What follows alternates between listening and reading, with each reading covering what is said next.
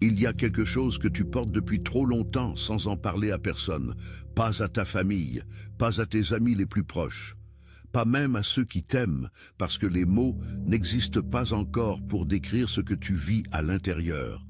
C'est une fatigue qui n'est pas physique, un poids qui loge dans la partie la plus secrète de toi, là où la foi et le doute se regardent en silence depuis des mois. Tu as continué à avancer. Tu as choisi de tenir ta posture quand le découragement aurait été la réponse la plus humaine, la plus compréhensible, la plus pardonnable. Et dans ce geste discret, dans ce choix que personne autour de toi n'a vu ni applaudi, quelque chose s'est déplacé dans les espaces que tu ne contrôles pas. Le ciel a enregistré ce que la terre n'a pas remarqué. Ce n'est pas une coïncidence si ce message te parvient en ce moment précis. C'est une convocation. Il y a une différence entre tomber sur quelque chose par hasard et être conduit vers quelque chose par une main que l'on ne voit pas encore clairement. Tu n'es pas ici par accident. Ce que tu vis depuis des semaines, cette impression d'attendre sans savoir exactement quoi, ce calme étrange qui s'est installé après un moment de foi que tu n'as même pas su nommer correctement, ce n'est pas un vide, ce n'est pas un silence de l'abandon, c'est un silence de positionnement. Il y a une différence profonde entre l'attente passive, creuse et douloureuse, et le positionnement actif, conduit par une main précise qui prépare le terrain avant que tu y poses le pied. L'attente te consomme parce qu'elle ne donne aucun sens à ce qui se passe. Le positionnement, lui, te nourrit, même dans l'obscurité, parce qu'il porte en lui la certitude que quelque chose est en train d'être organisé pour toi, pas contre toi. Ce que tu vis n'est pas un abandon, c'est une préparation. Et la nuance entre ces deux réalités peut transformer entièrement la façon dont tu traverses cette saison.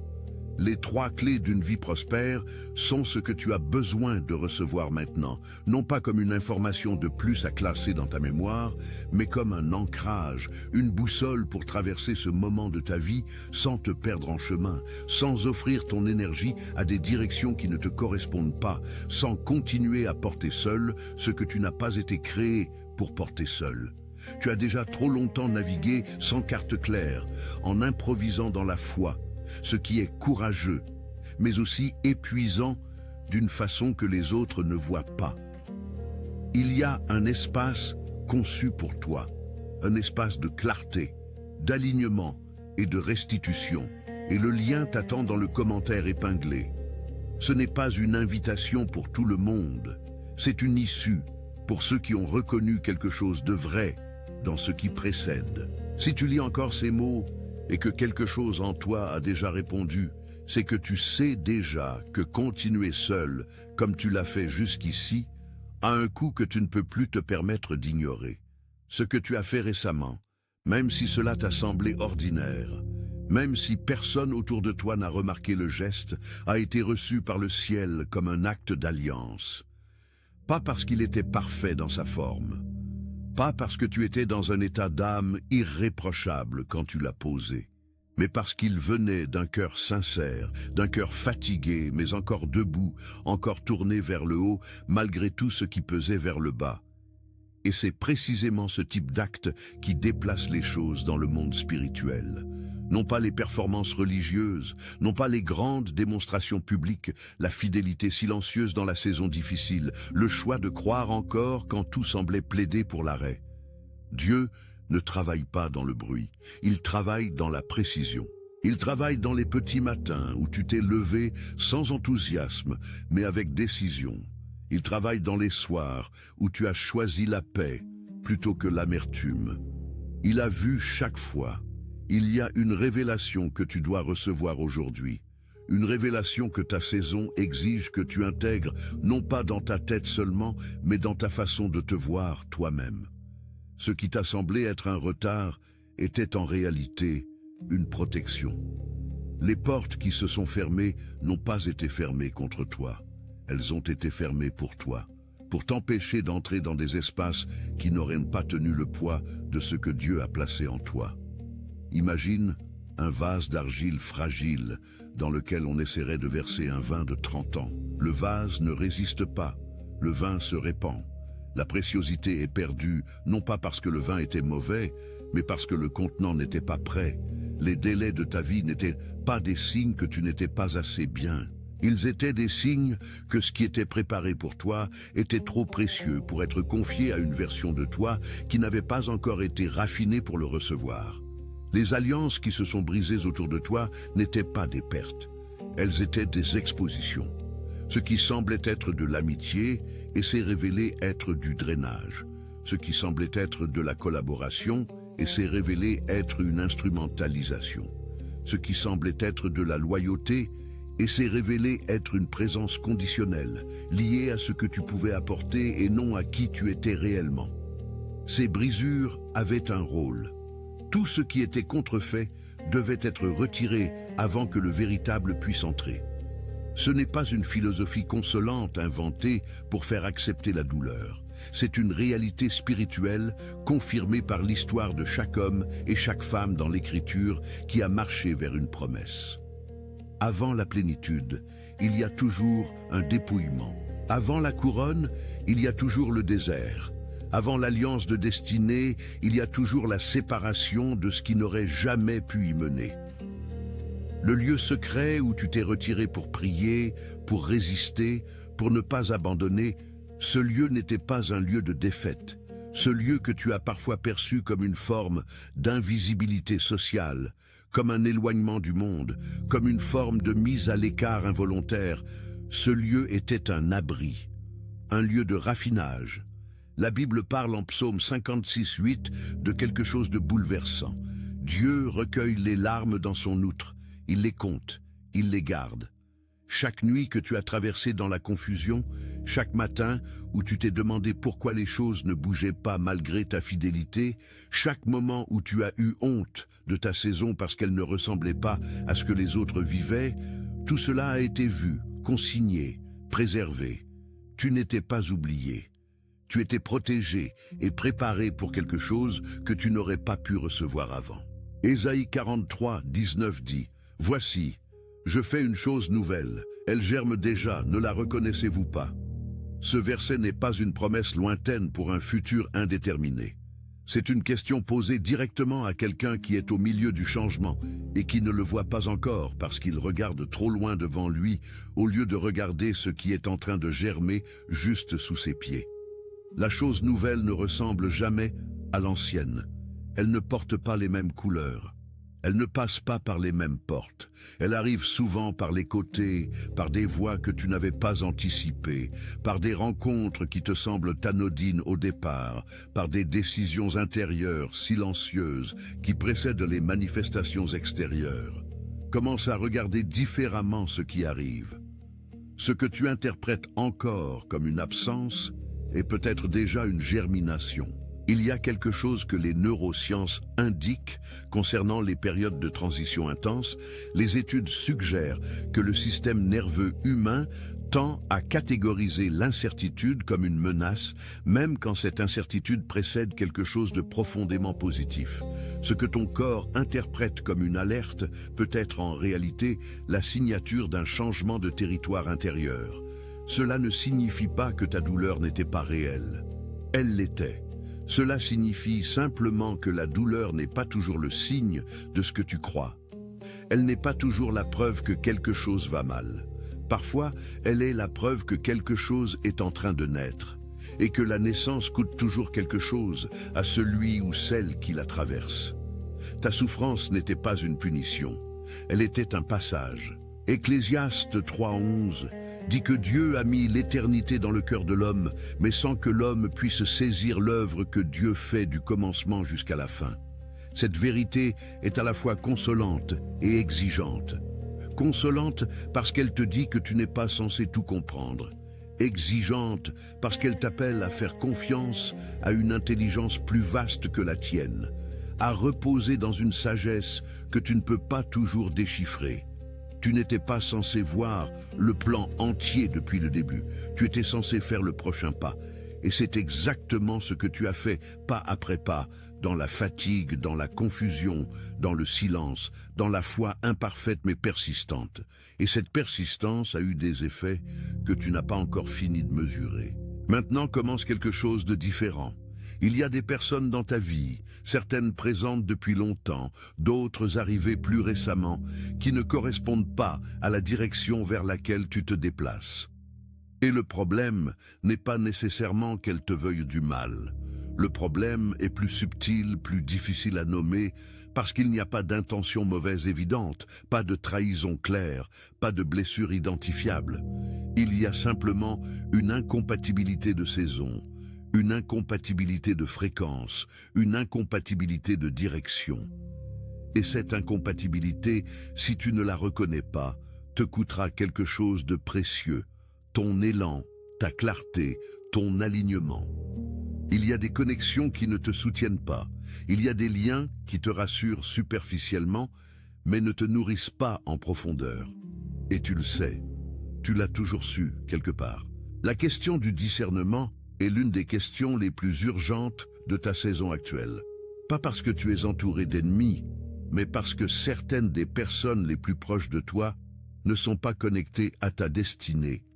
Elles sont connectées à une version passée de toi, à une version que tu es en train de dépasser, à une version qui avait besoin d'elle à un moment donné, mais qui n'a plus besoin des mêmes choses aujourd'hui. Et dans certains cas, ce que tu perçois comme du soutien est en réalité une forme douce d'ancrage, une façon inconsciente de maintenir une familiarité confortable qui les protège, elles, du changement que ton évolution représenterait pour la dynamique entre vous. Il ne s'agit pas de les juger. Il s'agit de voir clairement. L'alliance de destinée est rare. Elle ne ressemble pas à la popularité. Elle ne ressemble pas à la cordialité sociale. Elle ne ressemble pas à la présence de personnes qui t'apprécient ou qui t'admirent. L'alliance de destinée se reconnaît à une paix qui ne dépend pas des circonstances, à une confirmation intérieure qui reste stable même quand la relation traverse des tensions, à une direction commune qui ne t'oblige pas à te diminuer pour rester dans l'espace de l'autre. Dans une alliance de destinée, tu n'as pas besoin de te justifier d'être ce que tu es. Tu n'as pas besoin de te faire plus petit pour que l'autre se sente à l'aise. Tu n'as pas besoin de cacher ta croissance. Il y a une reconnaissance mutuelle qui va au-delà de la sympathie, une reconnaissance qui touche le niveau de la mission et de l'appel.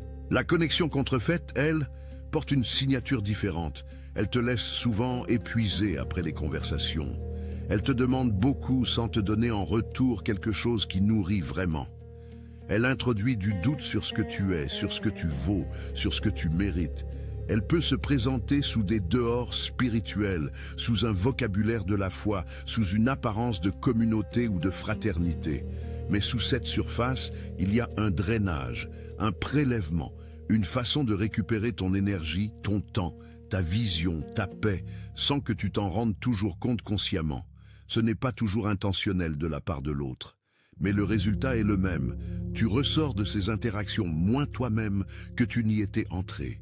Les 3 clés d'une vie prospère incluent précisément cette capacité à distinguer ce qui te construit de ce qui te consomme, et à agir en conséquence avec sagesse et non avec réaction. Tu as besoin d'un espace pour affiner ce discernement, pour ne pas faire de l'isolement un principe, mais pour apprendre à choisir avec clarté à qui tu offres l'accès à ta saison de restitution. Parce que tout le monde n'a pas vocation à être présent pendant ta restauration. Et le lien t'attend dans le commentaire épinglé, parce que cette traversée mérite un accompagnement qui va plus loin que les mots d'un message, aussi vrai soit-il. Il y a une guerre que tu as menée dans le silence, une guerre dont personne autour de toi ne mesure exactement l'intensité. Une guerre contre le découragement. Une guerre contre la tentation de conclure que rien ne marchera jamais vraiment comme tu l'espères. Une guerre contre la voix qui te dit que les autres avancent parce qu'ils ont quelque chose que tu n'as pas, une grâce supplémentaire, une faveur particulière, un accès que tu n'as pas reçu. Cette guerre-là est plus épuisante que toutes les batailles visibles. Elle se mène dans le secret de ta pensée, dans les moments de vulnérabilité que tu ne montres à personne, dans les comparaisons que tu fais malgré toi, entre ton chemin et celui des autres. Et pourtant, tu es encore là, tu as tenu, et cette ténacité silencieuse a une valeur que tu sous-estimes considérablement. Joël 2, 25. porte une promesse qui est peut-être la plus personnelle de toute l'Écriture, pour celui ou celle qui a connu le sentiment d'avoir perdu des années, du temps, des opportunités, des saisons. Je vous rembourserai les années qu'ont dévoré la sauterelle. Ce verset n'est pas une promesse de compensation générique, c'est une déclaration de restitution précise, personnalisée, calibrée sur la forme exacte de ce que tu as traversé. Dieu ne fait pas un remboursement approximatif, il rembourse les années, pas quelques mois, pas une fraction de ce qui a été perdu, les années. Et la façon dont cette restitution arrive surprend souvent, parce qu'elle ne suit pas la logique du temps linéaire. En une saison courte, des choses qui auraient normalement pris des années peuvent se mettre en place avec une rapidité qui déconcerte même celui qui les reçoit. Ce que tu as vécu comme une interruption était en réalité une redistribution. Le temps que tu crois avoir perdu dans les saisons difficiles, dans les relations qui ont drainé, dans les portes fermées, dans les attentes interminables, ce temps n'a pas disparu. Il a été converti. Il a été transformé en profondeur intérieure, en discernement affiné, en capacité à recevoir ce qui vient sans être détruit par sa puissance. Un arbre dont les racines n'ont jamais eu à chercher l'eau en profondeur ne résiste pas à la sécheresse. Un arbre dont les racines ont appris à descendre loin dans la terre durant les saisons arides peut survivre à des conditions que les arbres superficiels ne peuvent pas traverser. Tes saisons difficiles ont développé en toi une profondeur de racines que tu ne mesures pas encore à sa juste valeur. Il y a quelque chose dans la royauté intérieure qui ne s'apprend pas dans les saisons faciles. La dignité profonde, celle qui ne dépend pas du regard des autres, qui ne s'effondre pas quand les circonstances changent, qui reste stable sous la pression. Cette dignité-là ne s'acquiert que dans le feu. Et tu as été dans le feu, peut-être plus longtemps que tu ne l'aurais souhaité, peut-être de manière que tu n'aurais jamais choisie. Mais le feu a fait quelque chose. Il a brûlé ce qui était superficiel. Il a consumé ce qui ne t'appartenait pas vraiment. Et ce qui reste, ce qui est toujours debout après tout ce que tu as traversé, c'est ce qui est vrai en toi. C'est ce qui est solide. C'est ce qui est prêt. La couronne dont il est question n'est pas une métaphore de l'ego. Ce n'est pas une invitation à la prétention ou à l'arrogance spirituelle. C'est une image de l'identité restaurée, de la valeur reconnue, de la légitimité retrouvée après avoir été nié, ignoré ou volé. Il y a eu des moments où tu as laissé d'autres définir ce que tu valais. Des moments où tu as accepté d'être traité comme moins que ce que tu es, parce que la fatigue avait émoussé ta capacité à résister, parce que tu voulais préserver la paix, parce que tu n'étais pas encore sûr de ce que tu méritais vraiment. Cette saison-ci, tu commences à reprendre ce qui t'appartient, pas dans la violence, pas dans la revendication bruyante, mais dans la clarté silencieuse de quelqu'un qui sait enfin qui il est et qui n'a plus besoin de permission pour l'être. Il y a une différence entre la fausse paix et la paix authentique, et cette différence est cruciale pour naviguer correctement dans ce qui arrive. La fausse paix ressemble à un soulagement temporaire. Elle arrive quand tu évites un conflit nécessaire, quand tu tais une vérité importante pour maintenir l'harmonie de surface, quand tu acceptes une situation qui ne t'est pas bonne parce que la confronter te semble trop coûteux. La fausse paix est silencieuse, mais inconfortable. Elle te laisse avec quelque chose d'inachevé, quelque chose de non dit, quelque chose qui continue à travailler sous la surface. La paix authentique, elle, est celle qui reste même dans le conflit, même dans l'incertitude, même dans la traversée. Elle ne dépend pas de la résolution de toutes les questions. Elle dépend de l'alignement entre ta vie et ta voix. Protéger ta saison, c'est l'une des décisions les plus importantes que tu aies à prendre maintenant, parce que ce qui commence à germer en toi est encore fragile. Les nouvelles pousses ne résistent pas aux mêmes conditions que les arbres matures. Ce que tu portes, cette vision renouvelée, cette clarté naissante, cette paix qui commence à s'installer, a besoin d'un environnement qui lui permet de croître sans être écrasé avant d'avoir eu le temps de s'établir. Ce n'est pas de la faiblesse que de protéger ce qui est précieux, c'est de la sagesse. Les élus qui ont reçu les promesses les plus grandes dans l'Écriture n'ont pas annoncé ce qui leur avait été dit à tous ceux qui les entouraient. Ils ont gardé le sacré dans le sacré jusqu'à ce que le temps de la manifestation soit venu. Il y a des portes que ta nouvelle saison ouvrira, et ces portes ne ressembleront pas à ce que tu as connu jusqu'ici.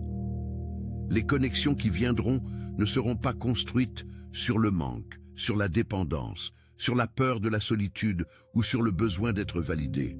Elles seront construites sur un alignement de mission, sur une reconnaissance mutuelle de destinée, sur une profondeur de foi et de vision partagée. Et pour reconnaître ces alliances quand elles se présentent, tu dois toi-même être dans un état intérieur de clarté, pas de désespoir relationnel, pas de précipitation, pas de besoin urgent d'être entouré à tout prix. Les alliances de destinée arrivent quand tu es suffisamment centré pour les reconnaître, pas quand tu es assez affamé de connexion pour accepter n'importe quoi. Le désert dans l'Écriture n'est jamais un lieu de punition pour les bien-aimés de Dieu. Il est toujours un lieu de formation, de clarification et de révélation d'identité. Moïse n'est pas devenu le libérateur d'un peuple depuis le palais de Pharaon.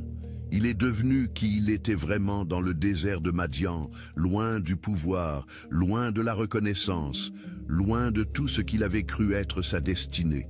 Jean-Baptiste a exercé son appel depuis le désert. Jésus lui-même a été conduit par l'Esprit dans le désert avant de commencer son ministère public. Le désert n'est pas une digression dans le récit de ta vie. Il est souvent le chapitre le plus décisif, celui dans lequel se forge ce qui sera ensuite irremplaçable dans tout ce que tu feras. Ce que tu as fait en silence a eu plus de poids que tu ne l'imagines. Les études suggèrent que les actes accomplis sans témoin humain, sans validation externe, sans récompense immédiate, activent quelque chose de profond dans la construction de l'intégrité intérieure. Ce que les neurosciences indiquent concernant la cohérence entre les valeurs intérieures et les comportements concrets rejoint ce que l'Écriture dit depuis des millénaires. Ce qui est fait dans le secret reçoit une récompense qui n'est pas de la même nature que ce qui est fait pour être vu. La fidélité silencieuse construit une fondation que les performances publiques ne peuvent pas remplacer. Et c'est cette fondation-là qui porte maintenant le poids de ce qui arrive. Tu entres dans une saison de restitution, pas de spectacle, pas d'excès. Une restitution sobre, précise, qui s'ajuste parfaitement à la forme de ton parcours unique. Dieu ne fait pas de restitution générique. Il ne te donne pas ce qu'il a donné à quelqu'un d'autre. Il te donne ce qui correspond exactement à ce que tu as semé, à ce que tu as perdu, à ce que tu as gardé intact malgré tout. Et cette précision est l'une des preuves les plus émouvantes de l'attention personnelle avec laquelle tu as été tenu pendant toutes ces saisons. Tu n'étais pas dans une file d'attente. Tu n'étais pas un numéro parmi des millions d'autres.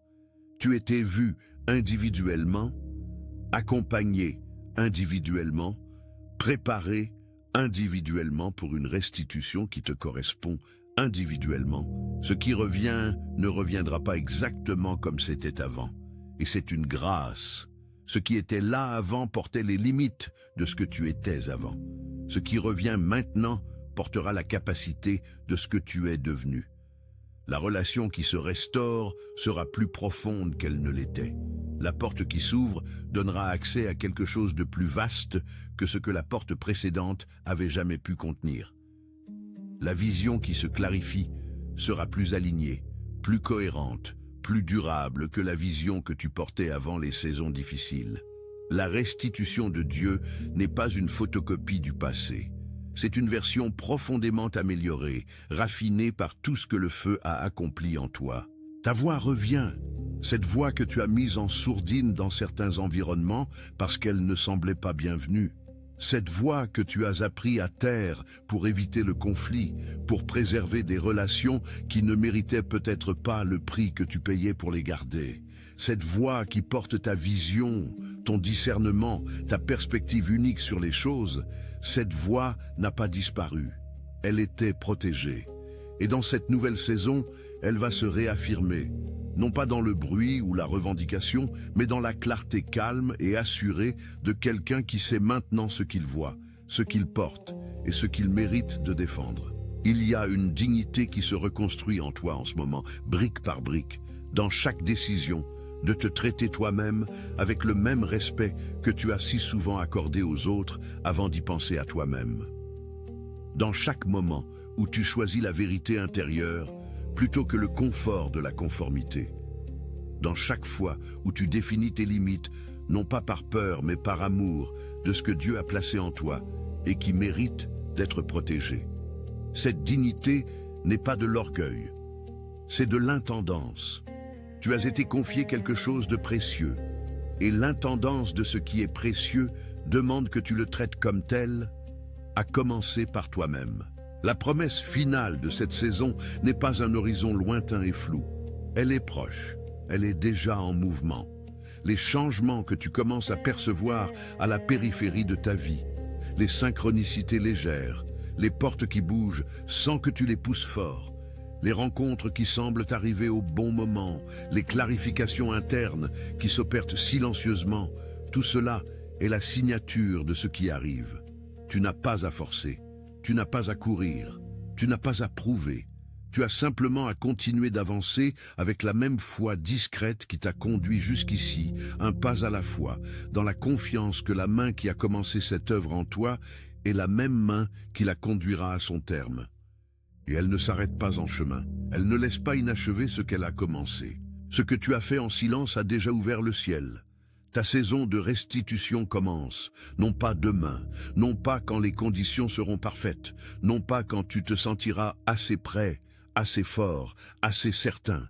Elle commence maintenant, dans le lieu exact où tu te trouves, avec exactement ce que tu es en ce moment, imparfait, fatigué parfois, encore en construction, mais toujours debout, toujours orienté, toujours en mouvement vers ce que tu ne vois pas encore complètement, mais que tu pressens avec une clarté qui grandit.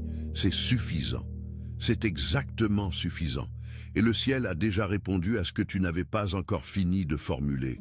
Les 3 clés d'une vie prospère sont la prochaine étape de cette traversée, non pas comme une réponse à tous tes questionnements, mais comme un espace d'alignement, de discernement et d'accompagnement pour recevoir cette saison de restitution avec la sagesse qu'elle mérite, pour protéger ce qui commence à germer, pour avancer sans répéter les schémas qui t'ont coûté du temps dans le passé. Tu as déjà payé le prix de l'attente, tu as déjà traversé le désert. Ce qui arrive maintenant mérite d'être reçu avec les yeux ouverts, avec le discernement affiné, avec les alliances justes à tes côtés. Le lien t'attend dans le commentaire épinglé. C'est une décision de protection, de repositionnement et de restitution. Et si tout ce que tu viens de lire a résonné dans la partie de toi qui sait reconnaître ce qui est vrai, alors tu sais déjà ce que tu as à faire.